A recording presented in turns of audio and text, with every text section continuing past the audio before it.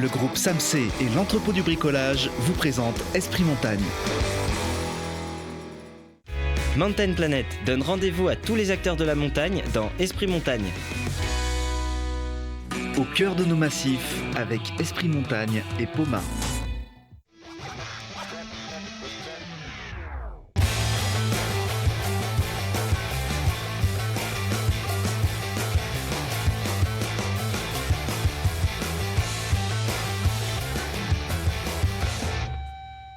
Bienvenue à tous, Esprit Montagne vous fait vivre toutes les sensations d'une saison de ski près des athlètes et vous fait découvrir tout ce qui se cache derrière cet univers. Bienvenue à vous.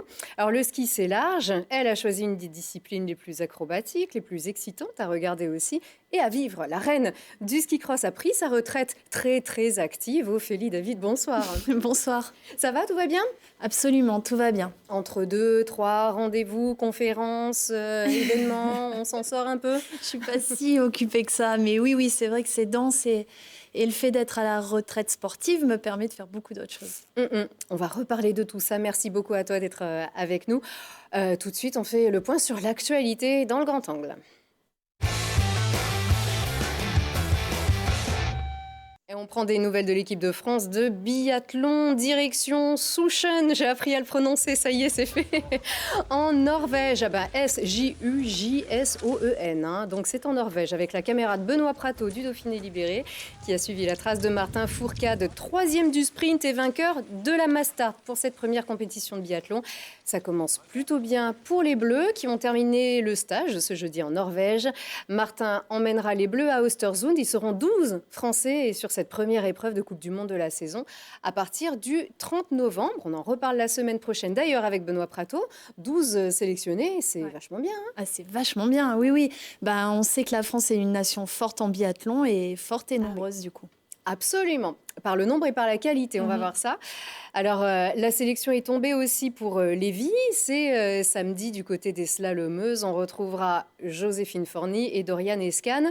Et du côté des garçons, alors par ordre alphabétique, on a Baptiste Alliot-Luga, on a Robin Buffet, JB Grand, Julien Liseroux, Victor Muffagendé, Clément Noël et last but not least, Alexis Pinturo.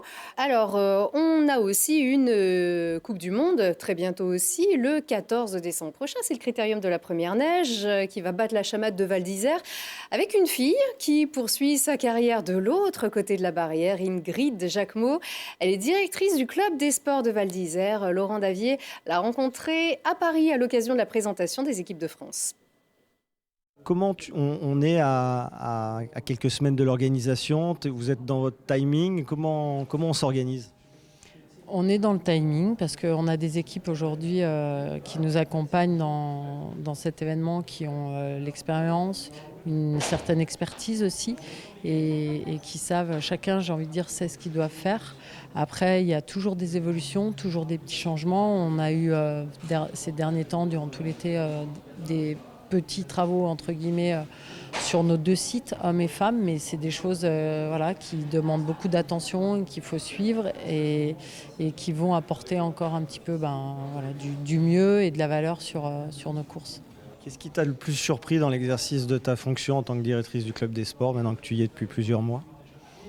Ce qui m'a le plus surpris, c'est le côté, je dirais, agréable du métier, dans le sens où moi je retrouve les racines du sport, des choses qui ont été ma passion et qui le sont toujours, mais d'un point de vue plus opérationnel.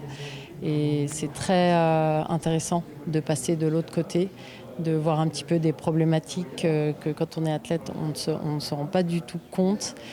Et les challenges qu'il faut relever, les échanges qu'on doit avoir. Enfin, c'est un travail très passionnant et très riche et très diversifié. Voilà. Et à ma connaissance, tu es la seule femme à la tête d'une Coupe du Monde. C'est une fierté, de la pression ? Pour moi, c'est homme ou femme, peu importe. J'ai envie de dire, aujourd'hui, il y a un beau challenge à relever. Le club des sports de Val d'Isère à la tête du critérium de la première neige, ça fait 64 ans cette année. Donc une grosse histoire et continuer à écrire les belles pages du critérium, pour moi, voilà, c'est ce qui importe le plus. Qu'est-ce que tu vas apporter, puisque tu es vraiment une Avaline pure souche, tu as connu le Critérium toute petite avec ton papa.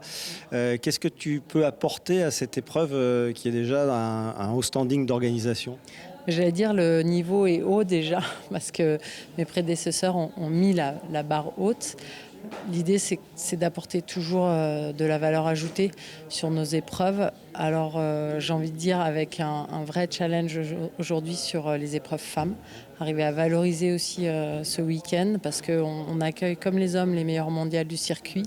Et mon rêve, ce serait d'avoir autant de spectateurs qui soient présents et qui aient autant d'attention sur les épreuves Coupe du Monde Femmes parce qu'on a un très très beau produit techniquement et on a les meilleurs mondiales. Donc il n'y a pas de raison. Eh bien, rendez-vous le 14-15 décembre pour les hommes et aussi pour les femmes le 21 et 22 décembre à Val d'Isère. Oui, c'est ça, c'est 21 et 22 décembre, bien sûr. Donc Ingrid Jacquemot, c'est notre génération, Ophélie. Ouais. Qu'est-ce que ça t'inspire, le fait que ce soit aussi la seule femme directrice d'un club des sports?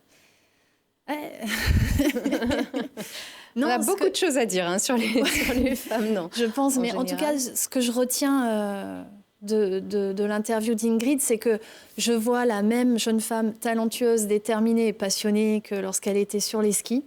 Et j'aime aussi quand elle dit homme-femme, peu importe, ce qu'il faut, c'est que l'événement soit beau. Je crois que ces paroles devraient résonner peut-être plus dans des oreilles masculines et que voilà, qu'on regarde les personnes sur leur talent. Et que le fait d'être une femme ne soit plus un handicap. Et de toute manière, là, on a une magnifique ambassadrice. Je pense que le Critérium, le week-end homme et le week-end femme vont être à la hauteur de ce qu'Ingrid ambitionne. Et puis, elle va prouver que, voilà, homme-femme, peu importe. Ce qu'il faut, c'est être bon, quoi.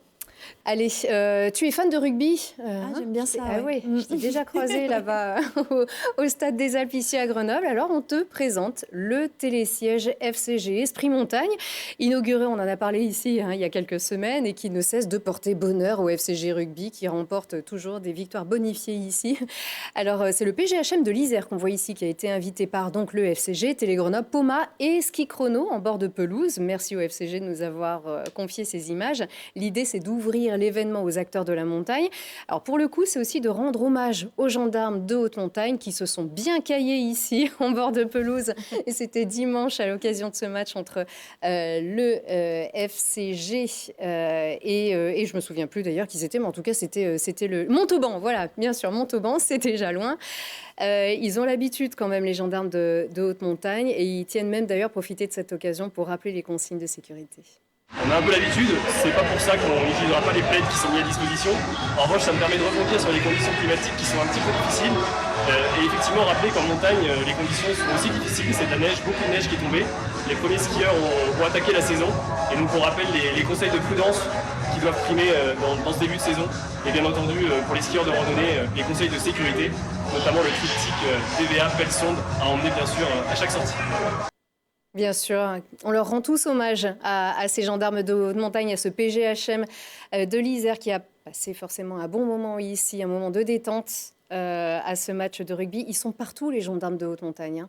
Ouais, c'est indispensable, vraiment. C'est un petit peu nos anges gardiens et je crois que c'est à nous, chacun pratiquant de la montagne, de prendre un maximum de conscience de nos responsabilités pour les faire intervenir le moins possible.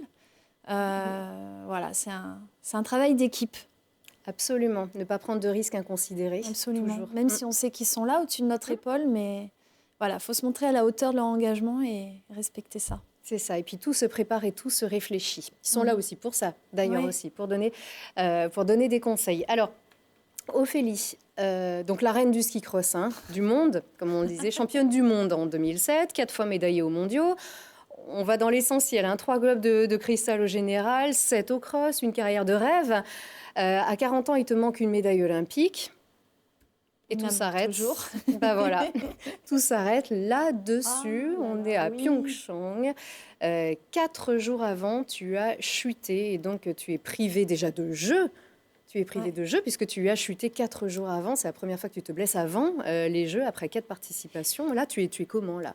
C'est même pire que ça. C'est la première fois que je me fais un genou. Alors, dans l'univers du ski, c'était incroyable, en fait, d'arriver à plus de 40 ans et 15 ans de Coupe du Monde sans s'être fait les croisés. Et ouais, la blessure du skieur ou de la Ouais. skieuse. Ouais. Je t'avoue que je ne crois pas à la blessure malchance. Donc, je sais qu'il y a quelque chose que j'ai mal fait en amont. Mais aujourd'hui encore, je n'arrive pas à savoir vraiment quoi. Je me suis vraiment demandé, est-ce que j'avais envie d'être là? Est-ce que je m'étais menti en me lançant cet ultime challenge, etc. Ah, tu vas expliquer finalement. J'ai essayé c'est de pas me survenu l'expliquer. par hasard. Je crois Peut-être. pas. J'y crois pas trop. Souvent, il y a plusieurs facteurs qui viennent s'additionner et vraiment, je me suis demandé, mais j'avais vraiment envie de les faire, ces jeux? Est-ce que je m'accrochais à quelque chose, une chimère, un truc?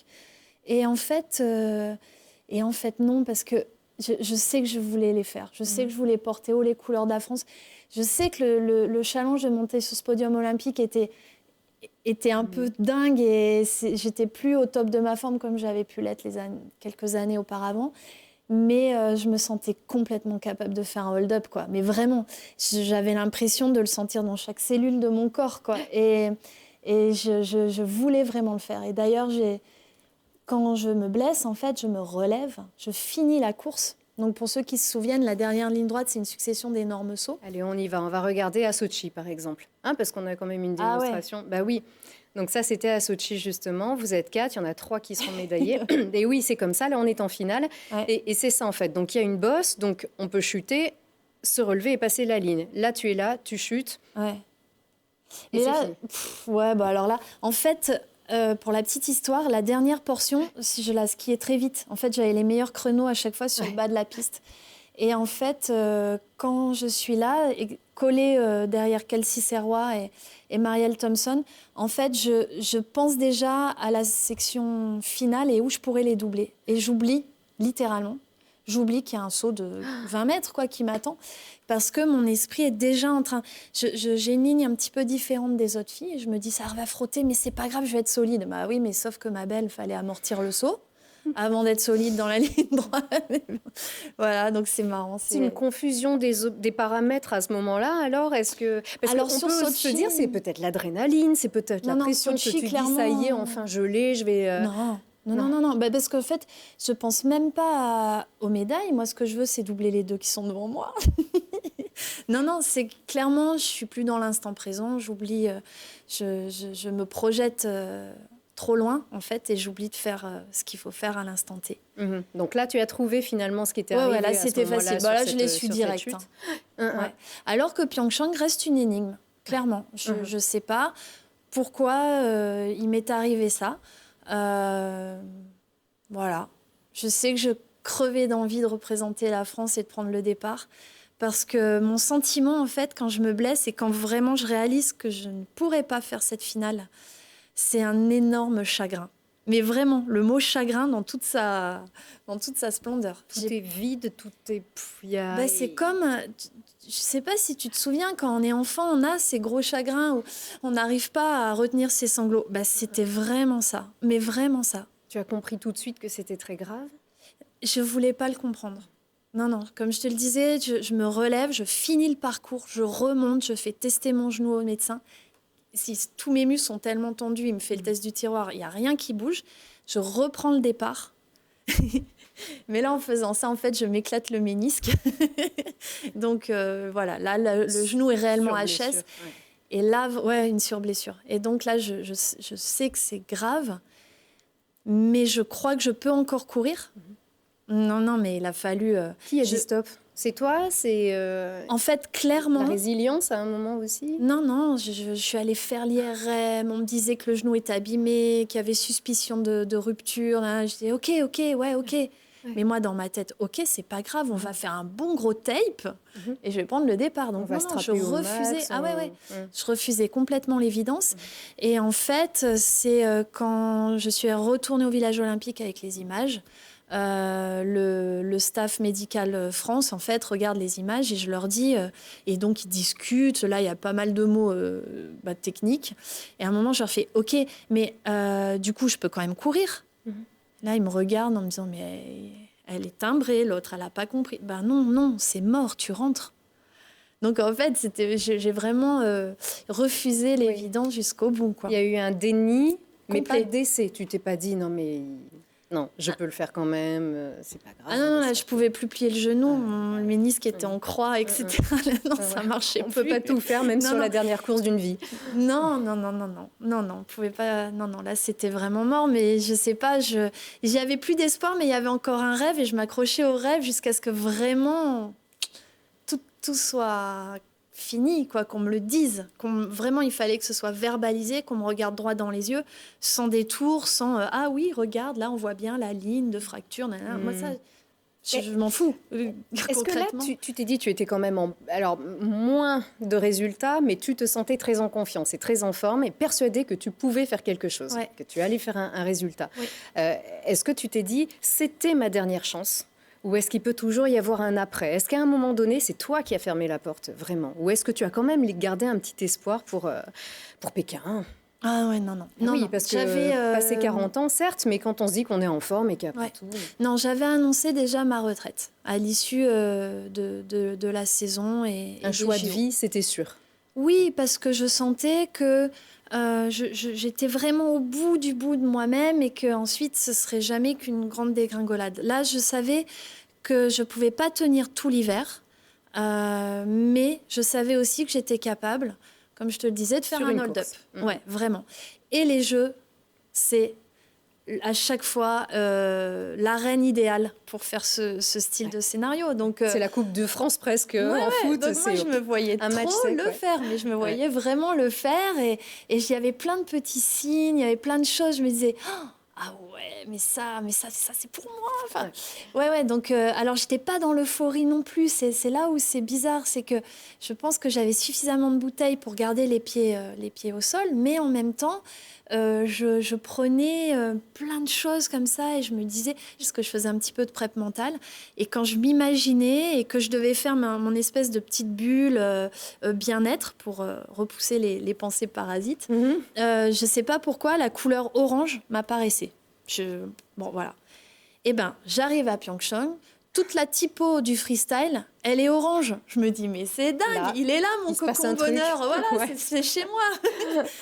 Voilà. Donc, plein de petites choses comme ça. Et ben, tu vois, malgré tout, ça fait plouf. Ouais, cette prépa mentale, elle t'a peut-être aidé. Alors, tu es la personne la plus positive que je connaisse.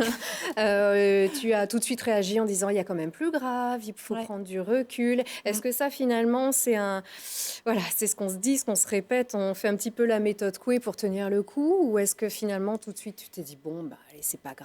Non, il m'a fallu du temps vraiment pour avaler la pilule, mais c'est vrai aussi. Enfin, il y a un peu des deux. C'est-à-dire que j'étais capable de voir qu'il y avait des choses plus graves. J'ai la chance d'être maman. Ça replace tout de suite les priorités dans une vie. Qui est plus petite d'ailleurs maintenant, Lilou Ah a non, bien 20 grandi. ans, Ouais. Qui va bien et qui est Ouais. une sacrée nana aussi. Ouais.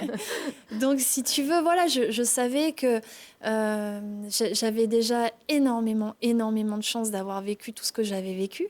Et cette course, je me l'offrais, en fait. C'était plus un cadeau que je me faisais. Et j'avais envie de le vivre à fond et de la faire à fond. Donc, il y avait quand même cette capacité de pas de côté, de recul. Mais en même temps, il y a un gros... Un gros chagrin. Un gros chagrin. Des J'ai gros pas trémolos dans les petites voix. un gros chagrin à prendre, à avaler, à digérer et à transformer. Ouais. Voilà, à transformer en une vie à 100 à l'heure. Alors, est-ce que, on revoit ces images des championnats du monde, on se dit, est-ce que tu as eu l'impression d'avoir une carrière incomplète? Du coup, est-ce que vraiment cette médaille olympique, avec tout ce qu'on a dit tout à l'heure, les globes de les globes de cristal, les X Games, les mondiaux, tout sauf les jeux. Avoir régné, tout sauf les jeux, ça veut dire, est-ce que tu arrives à te contenter de toute cette grande carrière? Bien sûr. J'aurais aimé vivre l'émotion, le shoot d'adrénaline d'une médaille olympique, ça c'est sûr. Ça, c'est sûr et certain. J'aurais vraiment aimé le faire. Mais il ne faut pas que ce petit manque, ce manque, vienne ternir tout le reste. Ce serait vraiment indélicat et indigne de tout ce qui a été fait. Et je ne parle pas que de moi, de l'investissement de toute toutes les personnes qui étaient à mes côtés toutes ces années. Et qui ont vécu des belles choses aussi Ouais. à tes Non, côtés. Carrément. Alors j'ai piqué quelques petites vieilleries à Thibault Leduc. Hein, tu as déjà vu ces images oui. dans les émissions Si on parlait ou Grand Air. Voilà, ça c'est toi. Tu t'appelles Ophélie. Comment on prononce? Rax. Voilà. Donc encore une chute. Pardon, mais en même temps on est à Lillehammer. C'est en 94. Tu es pouponne, hein? Oui, 17 ans. J'ai 17 ans. Ouais, j'ai 17 ans là sur les images. C'est tes premiers jeux au slalom. Bon, tu préfères rigoler alors du coup. Non, mais alors j'étais plutôt slalomeuse en fait en alpin. Et là, en fait, c'est le slalom du combiné. Je faisais le combiné. Donc j'avais survécu à la descente. Pour moi, j'avais fait le plus dur. Et paf. Et j'ai enfourché la deuxième porte. Ouais. Pour la Hongrie, donc après tu as alors entre le ski alpin et le ski cross, tu as été donc entraîneuse, on va dire, pour le girl power. Donc entraîneuse du coup au ski club de l'Alpe pendant 4 ans, et donc tu as entraîné Jennifer Pio et Thomas Krief. Ouais. J'ai eu une chance incroyable. C'est les 4 années où j'ai été coach au ski club. Je suis tombée sur une génération ultra talentueuse, mais vraiment ultra talentueuse. Des petites nanas et des petits gars qui aimaient skier. On s'est régalé et ils ont déchiré le score. Je te parlais des Coques d'Or. Et l'Alpe d'Huez était vraiment en force. Il y avait un jeune homme qui s'appelle Clément Thomas Michel et qui avait, comme Jenny, en fait, gagné les coques. Et c'était la bête noire d'un certain Alexis Pinturo. Et tu as transformé cette passion du ski aussi dans l'événementiel, on va dire aussi. Tu organises le OFX Day, donc on va parler de cette retraite très active. En quelques mots, en fait, tu es partagé entre conférences, parrainage, et puis tu organises aussi, enfin tu fais partie de l'organisation des premiers championnats du monde de ski augmenté. Alors c'est quelque chose qui est très tendance aujourd'hui. Le ski augmenté, c'est un exosquelette qui va permettre aux personnes diminuées physiquement de pouvoir profiter des joies du ski et même de faire de la compétition. Absolument, oui. Comment c'est possible? Par exemple, ça aurait été autorisé au JO de Pyeongchang, tu pouvais faire ton run ou pas? Non, c'était... Sûrement parce que en fait, les exosquelettes permettent de diminuer, si tu veux, le poids du corps et donc les contraintes sur les articulations. Et on peut aller jusqu'à moins 70% du poids de corps. Donc, effectivement, les genoux sont beaucoup moins sollicités. Alors oui, j'aurais peut-être pu. Peut-être. Sont les 25 et 26 janvier prochains. Ça s'adresse à qui, en fait, cette discipline? Si on parle de discipline, vraiment, on ne parle pas que de faire du ski, c'est une discipline avec des championnats du monde. Oui, voilà. Alors, on n'est affilié à aucune fédération, c'est une première, mais en tout cas, il y a de plus en plus de pratiquants qui sont utilisateurs d'exosquelettes en ski. Et on avait envie, avec Ski Mojo, de leur offrir un rendez-vous, un championnat où, en fait, ils pourraient se retrouver, se rencontrer, partager et vivre une belle expérience. Alors, ce sera à l'Alpe d'Huez, fin janvier. Nous avons inventé le concept, donc ce sera le matin une manche de géant un peu XL, rallongée, et puis l'après-midi un ski trail avec des balises à aller chercher partout sur le domaine. Donc l'idée était de montrer qu'on pouvait être performant grâce à l'épreuve de géant, techniquement, mais aussi de pouvoir avaler du dénivelé, agrandir son terrain de jeu grâce à l'exosquelette. Il y a un petit reste de ski cross aussi on va dire dans ce volume, dans ce relief aussi, c'est ça que tu veux permettre. C'est ce ski-là vers lequel tu vas t'orienter? On va dire pour l'instant, mes genoux vont bien, même si je l'ai abîmé à Pyeongchang. J'ai été très très bien réparée, opérée, et du coup, j'en ai pas encore besoin. Mais je me vois tout à fait dans quelques années utiliser ce genre d'appareillage parce qu'en fait, si tu veux. Et moi, ce qui m'a tout de suite plu dans ce projet, c'est que je voyais l'opportunité pour les personnes qui soit réduisaient le volume de la pratique, soit n'y allaient plus du tout, de revenir sur les pistes, de retrouver du plaisir, de pouvoir le partager avec leurs amis, leurs petits-enfants, enfin voilà. Et ça m'a beaucoup plu. Donc c'est avec Ski Mojo, ça sera les 25 et 26 janvier prochains. Alors, les JO de la jeunesse, Ouais. c'est au même moment, justement, c'est à Lausanne. C'est juste avant. Voilà, ouais. c'est juste avant, c'est au mois de janvier, plutôt deuxième partie janvier. Tu es avec le comité d'organisation, tu es chargé de mission, alors Voilà, je suis chargée de mission Lausanne. de la délégation France pour les Jeux Olympiques de la jeunesse. Ça Ouais. veut dire que tu seras partout où il se passe quelque chose. Alors en fait, ma mission, elle est d'être le trait d'union entre les athlètes, les différentes fédés, et le CNO et le comité d'organisation. En gros, pour te la faire courte, je suis la maman des athlètes. D'accord. Voilà. Parfait. Je fais en sorte que tout soit pour le mieux pour eux, pour qu'ils soient à l'aise, performants, et que donc cette expérience soit une pierre angulaire pour leur carrière future. On se rappelle, au moment de cet événement, c'est à Lausanne, c'est en janvier.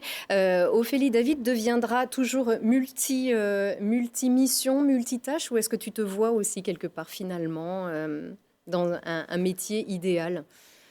Alors, On rappelle pour info que dans quelques jours, là on t'a pris ici, là, parce qu'il y a bien sûr la Coupe du Monde de ski cross qui va bientôt commencer à Valto, c'est le 7 j'y décembre. serai, ouais. Voilà, bien sûr, tu seras de retour d'un raid en Martinique. Oui, Voilà, avec Nathalie Simon ouais. Et, Ouais. Et Laura Marino. et Laura Marino. Voilà, ouais, ouais. championne de plongeon. Mm, mm. Voilà, toutes les trois, on va représenter la Croix-Rouge martiniquaise en Martinique, donc on est fiers de ça. Et ouais, c'est vrai. Non, mais en fait, ça a l'air fouillis comme ça. Mais en vrai, il y a de la logique. La logique, elle est j'aime être dehors, j'aime être au contact de la nature. Ça a toujours été quelque chose d'inspirant et de ressourçant. J'aime faire du sport parce que je trouve que ça nous sort de nos zones de confort. Et en même temps, ça apporte beaucoup de bien-être physiquement, mais aussi moralement. On se sent bien, en fait, après des séances de sport. Et là, de le faire en équipe, je trouve que tu rajoutes l'aventure humaine qui est juste essentielle et qui nous nourrit tout à chacun. Donc, en fait, que ce soit en Martinique pour un raid multisport ou chef de délégation aux Jeux Olympiques de la jeunesse ou aux manettes du championnat du monde open de ski augmenté, ou alors en rouge à donner des cours de ski à l'ESF de l'Alpe, ce qui va être mon cas pendant les vacances. Si tu veux, je trouve qu'à chaque fois, il y a cette logique Ce fil de conducteur. partage, de donner la meilleure version de soi-même et dans des cadres sublimes. Voilà. Eh ben, merci Ophélie d'être aussi inspirante. On va se diriger vers la station des 7 lots, donc, qui a ouvert ses portes de manière relativement précoce. C'est pas inédit, mais c'est quand même précoce. Et juste après, d'ailleurs, ce reportage de Lilian Veillé, nous retrouvons le directeur de la station à ta place. Merci beaucoup Ophélie. Elle est arrivée plus tôt que prévu et c'est tant mieux, les skieurs n'attendaient que ça. C'est la première ouverture, on l'attendait à fond, ça fait peut-être un mois qu'on en parle. Hier, on a vu sur Facebook que cette lot, ils ouvraient ce week-end exceptionnellement. Donc on n'avait qu'une envie, c'était de monter et profiter de la neige qui était toute fraîche, qui venait de tomber cette semaine. À Pipet, au Sept-Lots, la saison est lancée. Pour ce premier week-end de ski, la station était prête. 2 remontées mécaniques sont opérationnelles et permettent la descente de 2 pistes rouges et d'une piste bleue grâce aux chutes de neige de ces derniers jours. On n'excluait pas d'ouvrir encore plus tôt. Et finalement, il a fallu qu'on attende effectivement les 40 cm de neige il y a un jour et demi pour pouvoir prendre la décision d'ouvrir. Et hier matin, c'était une belle nouvelle de voir qu'il y avait 40 cm à 2000 et 30 cm à 1500 mètres d'altitude. Casque, ski, gants, les premiers skieurs sont équipés et se sont levés tôt pour essayer avant tout le monde ces premières neiges. J'avais mis le réveil à 6 heures car je savais que les conditions étaient exceptionnelles. Beau temps, bonne neige, pas de vent. Donc voilà, on est prêt à monter sur la remontée. C'est super d'avoir de la neige aussitôt dans la saison et de pouvoir profiter de la montagne et de la neige. Donc vraiment impatient de faire les premières pistes. Voilà, donc que du bonheur aujourd'hui. On habite pas loin, puis sur Facebook on a vu l'annonce, donc on s'est dit autant en profiter, ils étaient impatients.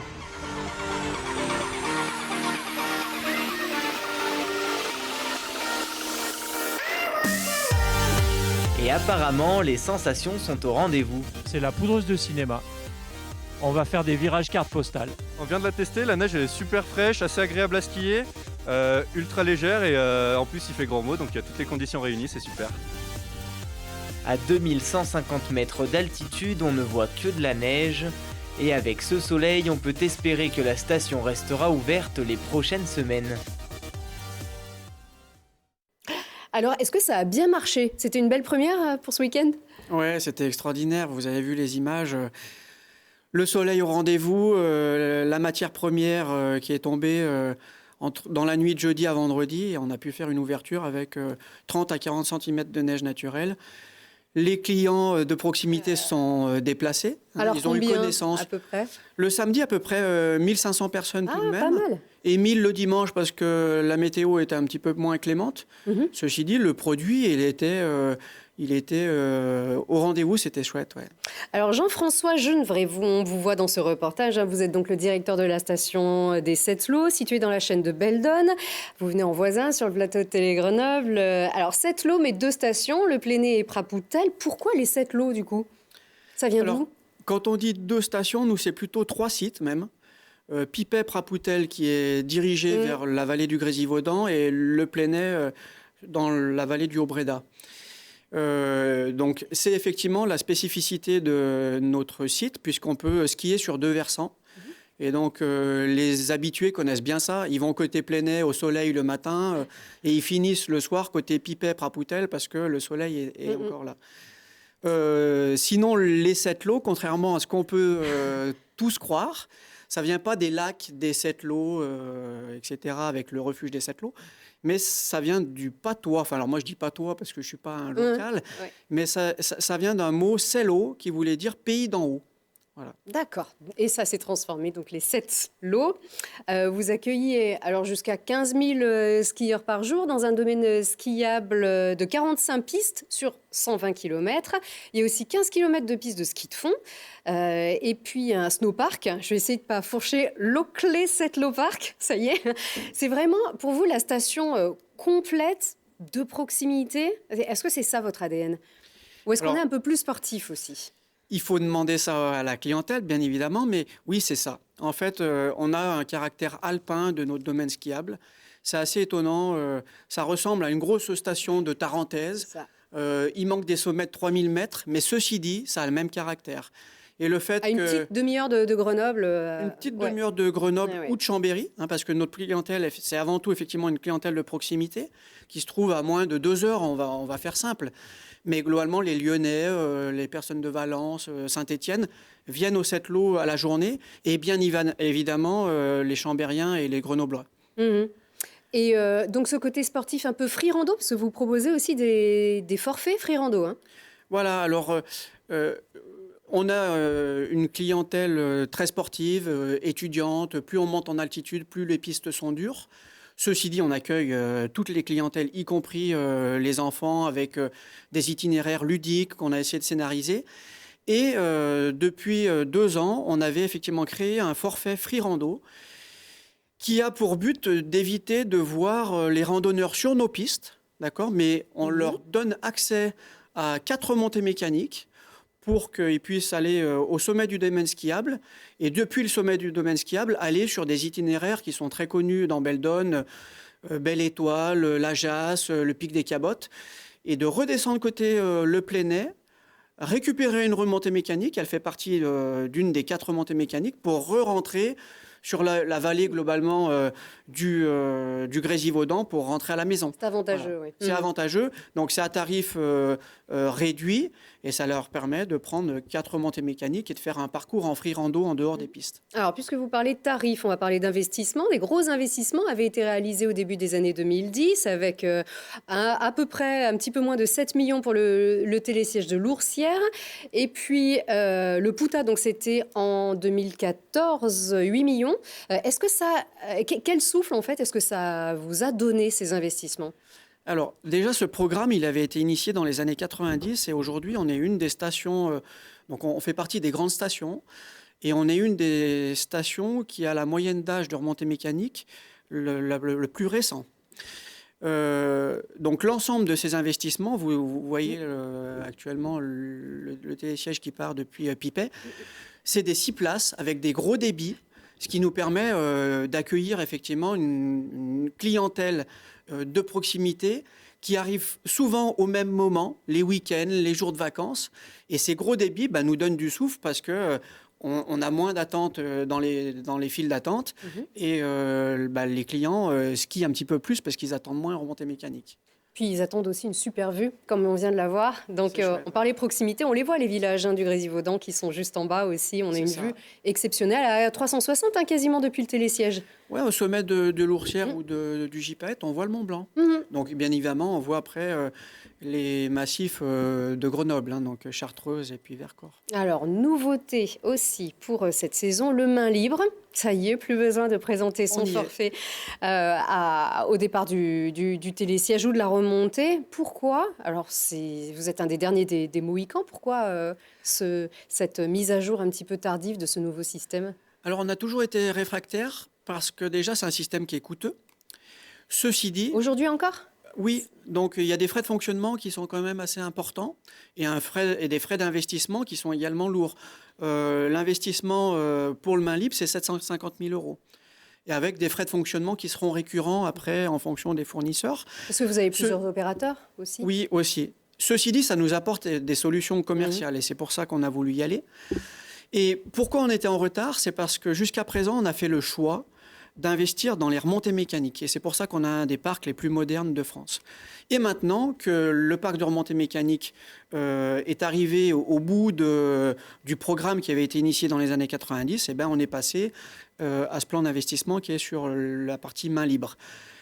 La spécificité du forfait main libre, c'est effectivement de pouvoir, via une carte, recharger votre forfait à la maison, sur Internet, et de ne plus passer en caisse le matin ou dans la journée pour aller skier. Alors ça, c'est pratique, ouais. En plus de ça, et c'était ce qui nous posait problème au Sept-Lô, c'est on était incapable de proposer un forfait 2 heures ou 4 heures, n'importe quand dans la journée, alors que le forfait main libre et le contrôle d'accès nous permet ça maintenant. Ça fonctionne bien? Ça va, il a été opérationnel le premier week-end, alors notamment pour la vente. On a vendu des forfaits à distance sur Internet. Et le contrôle, vu qu'on est quand même en avance, ça devait être opérationnel pour les vacances de Noël, pour faire simple. Donc le contrôle, il nous reste encore des raccordements, parce qu'il y a beaucoup de maillage en réseau à terminer, mais ça sera opérationnel d'ici une dizaine ou une quinzaine de jours. Bon, très bien. Alors vous êtes passé vous avez terminé les remontées mécaniques, vous avez terminé, en tout cas bien entamé cette phase de modernisation avec les nouvelles technologies. Vos projets à venir, qu'est-ce que c'est?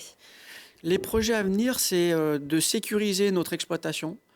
Alors tout le monde parle effectivement du changement climatique, qu'on nie pas. Mais moi, je suis garant aussi de la survie de notre station qui passera, à notre sens, par la finalisation et la sécurisation de notre domaine skiable avec de la neige de culture. Alors on a déjà les réseaux de neige de culture, on ne veut pas en faire plus ou très peu. Vous avez combien de réserves? On a 3 réserves, mais qui sont de toute petite capacité, alors qu'on a beaucoup d'enneigeurs. Et là où il faut qu'on s'améliore maintenant chez nous, c'est pouvoir produire la même quantité de neige de culture, mais sur un temps très court, puisque justement, les périodes de froid maintenant sont de plus en plus courtes, et on veut essayer de enneiger globalement 35% de notre domaine skiable, c'est l'objectif qu'on s'était fixé, puis on ne veut pas aller bien plus loin, mais 35% en 2-3 jours. Et nos petites capacités et nos petits réservoirs ne nous permettent pas ça. Aujourd'hui, il nous faut 4-5 semaines pour enneiger 35% de nos domaines skiables. Demain, on aimerait prendre 2 à 3 jours, ce qui imposera de faire un investissement pour une retenue de 100 000 m3. Et c'est un dossier sur lequel on travaille depuis 3-4 ans. Donc ça, c'est le premier des dossiers. Et ensuite, on aimerait également, pour satisfaire les clients, puisqu'on a conscience de cette petite défaillance, c'est investir sur la sécurisation automatique du domaine skiable pour pouvoir déclencher les avalanches à distance. Les Sept-Lô, je vous le disais tout à l'heure, on a un caractère alpin. C'est la réalité avec des pentes très raides, avec un PIDA, donc un plan d'intervention de déclenchement d'avalanche qui est très conséquent, qui nous demande beaucoup de moyens humains. C'est très physique, beaucoup d'explosifs. Et ça, on aimerait essayer de l'automatiser au plus vite pour garantir une ouverture du domaine skiable à 9h le matin donc à toute la clientèle. Moins d'artificiers, mais plus de déclenchement automatique. Voilà, autant d'artificiers parce que les salariés ne bougeront pas, mais par contre, essayer de les soulager pour aller un petit peu plus vite et pour répondre à une demande de la clientèle qui est de dire mais ouvrez l'Oursière, ouvrez le Gipahette à 9h et pas parfois à 10 ou à 11 parce qu'on ne peut pas tout faire en même temps et que notre domaine, il n'est pas si facile que ça à sécuriser. Donc une révision du PIDA à venir alors? Oui, voilà. D'ici à l'année prochaine? Une partie est prévue effectivement pour l'été prochain. C'est dans les plans d'investissement de la communauté de communes du Grésivaudan et je me permets de les remercier à ce stade. Tout à fait. Baissez un peu la tête, faites voir votre jolie casquette. Voilà. On remercie aussi l'Office du tourisme du Grésivaudan qui a choisi le nouveau logo. On a été partenaire et ça, voilà, vous avez la primeur du nouveau logo des 7 lots qui va perdurer pendant X années. Merci beaucoup Jean-François Genevray. Et puis belle saison à vous et on se retrouve la semaine prochaine. On parlera biathlon. À très vite.